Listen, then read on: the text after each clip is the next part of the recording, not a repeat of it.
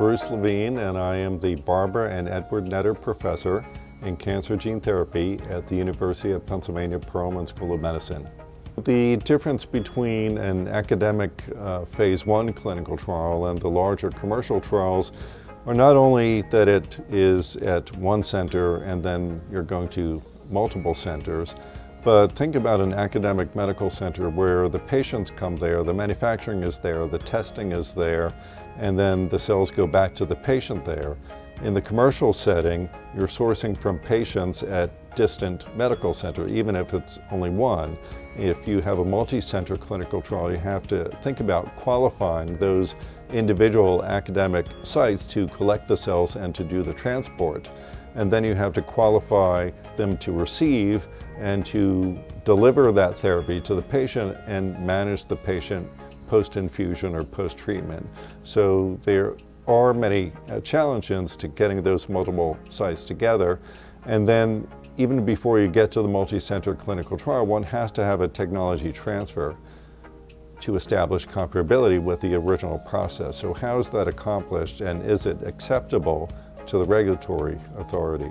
If you had asked me 3 or 4 years ago, would a company be able to conduct a 27-site, 11-country, 4-continent clinical trial of a gene-modified cell therapy where every patient had their cells collected, manufactured in New Jersey or in Leipzig, Germany, and then returned to each patient?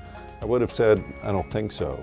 But the fact is that Novartis did it not once, but twice, which demonstrates that we do have the capability to take very complex technologies and transition them to the commercial setting. Well, look, the academic centers, their mission is research and development. Their true mission and their capabilities don't lie in the latter phase clinical trials, and certainly not in commercialization. There may be some very rare exceptions, but on the whole, bridging that has until recently been a fairly prohibitive, what's been called a valley of death, going from the phase 1 trial to the advanced phase clinical trials. But now it's being done with these new cell and gene therapies, and done successfully, and I think provides a roadmap for the whole field to move forward and to share expertise on how that was done, how was that technology transfer done, how was comparability established, and as we look for developing improvements to these technologies, we can use that roadmap to accelerate development. So what I plan is to make a expansion and investment in our early stage professionals. We have a very active committee at present, but we also have a field that is growing tremendously, and we have a field that is incorporating people that come from different areas of expertise. So I think it's important that we think about training, education, modules, mentoring programs for early stage professionals or people moving in from another field to educate them about cell and gene therapy.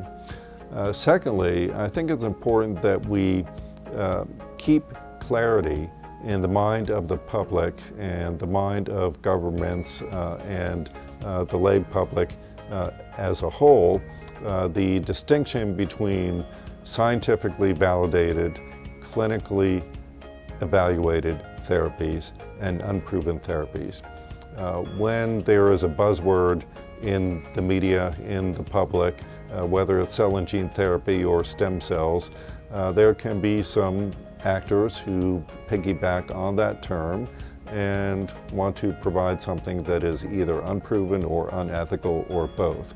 So we need to provide the appropriate education to the public and to government officials, decision makers, policy makers. What is cell therapy? What needs to be considered to develop it? And how is it different from things that may be in that unproven or unethical area?